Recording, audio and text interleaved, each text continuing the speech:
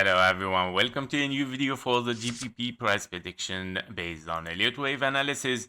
And as we saw last scenario that we were expecting, of course, here for the GBP is still unfolding, right? It's still in the right direction.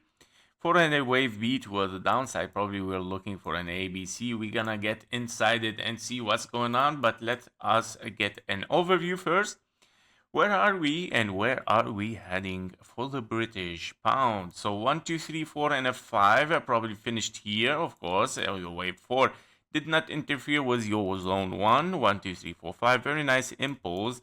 And finishing a wave A probably. But here you take a look, you see a very massive drop. Of course, don't forget this is a 2008 crash. And it doesn't matter if it was impulsive or not, it was an economical global crash. So meaning, of course, the market has found psychology at this area again. And that meaning, of course, we have to start our count from this area. So after the crash of the 2008, 1, 2, 3, and then probably 4, and then a 5 toward the downside. Is this wave 5 a leading diagonal, as we can see here, or a big leading diagonal? Probably 1, 2, 3, 4, 5 probably finished, right? With it can be, of course, a very clear leading diagonal where your wave 5 is smaller than your wave 3, your wave 3 is smaller than your wave 1. And the scenarios, which of course add much more, or the possibility that it add much higher possibility for it, is the zigzags. We are looking at zigzags here, ABC, ABC, another ABC, and another one, and finally another one. Perfect diagonal, I would say. Now, can it be, of course, an ending diagonal? Can it be? It can be, probably, or it can be a leading diagonal. So probably, of course, there is a possibility that the market has started to find a new psychology here or not. If not, that is not looking good for the GBP, because if a leading diagonal has finished here, then definitely we have target a wave 1 here. Probably we're moving for next 2 years probably toward the upside for a wave 2, but if nothing has changed in this area, then we have, of course, if we see some signals toward the downside, it might be, of course, signaling for lower prices again, even lower than this, meaning lower than $1 for the GBP, which is the lowest ever. So basically we are looking now that cannot be really an impulse, and that because of the three wavy shape here that we have, and we don't have an impulse 1, 2, 3, 4, and a 5. I would like to see this 1, 2, 3, 4, and a 5, and not this. So this is definitely a three wavy. It can be, of course, translated into an A, B, and a C. Now it depends where are we gonna bottom for this wave B. Is this wave B is gonna be very low or very high? The higher, the better, of course. If you want to get higher prices for the GBP, the lower means, of course, it can get even much lower. So we have to be careful with it.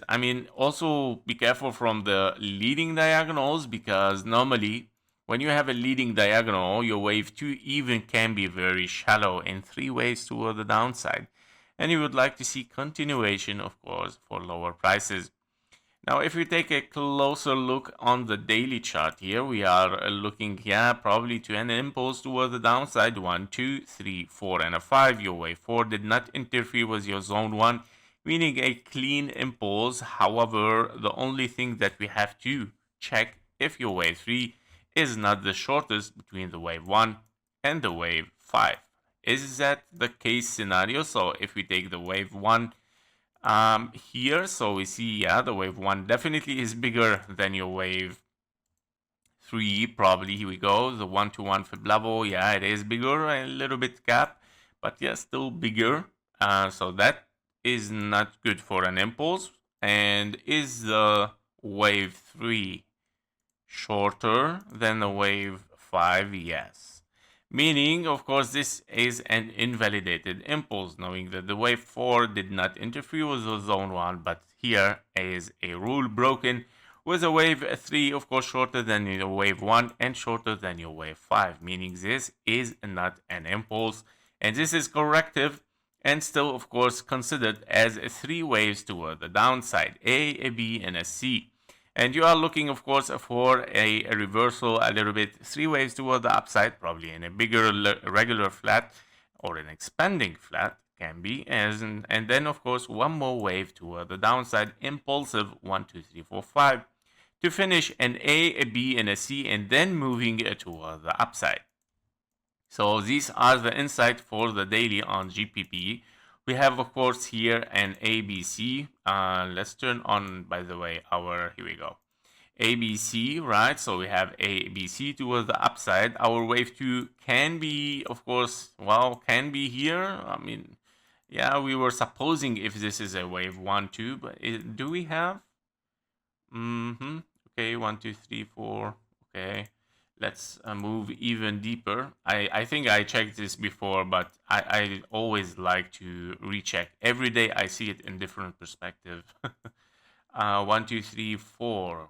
Yeah, okay. But the wave 4, like exactly at the 1-to-1. Yeah, invalidation. That is, it's a very, very low possibility. The wave 4 has interfered with the wave 1 with a few cents, yeah, few cents. Yeah, so 1, 2, 3, 4, and a 5, and a very extended wave 5. Anyway, yeah, very, very far possibility from a wave 1. I'm gonna keep it just as a possibility, but it's not the highest. Yeah, the highest possibility is for the A, B, and a C. Where we are looking, of course, for another wave A finished here in the white scenario. And of course, you are looking here for a wave B. Yeah, this wave B can be finished in those corrective waves, which is very sharp. Of course, it is possible.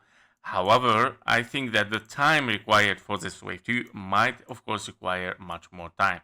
Now, as you can see, we have reached as well the 0.38. The time is given between this blue box, as you can see as well, yeah, in the blue box. So, and also we have a time given for the wave B here. Remember, we have A, B, and a C, of course, to the downside. So already given from the latest analysis. So this is what we are looking for. Here we go, guys.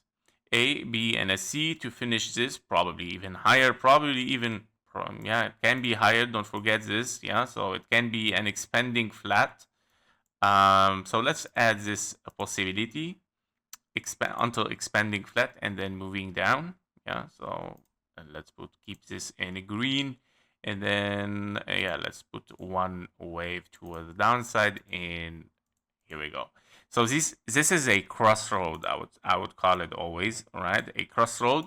If we move higher than this, meaning, of course, it can be an expanding flat and still moving towards the downside in an A, B, and a C. Here we go.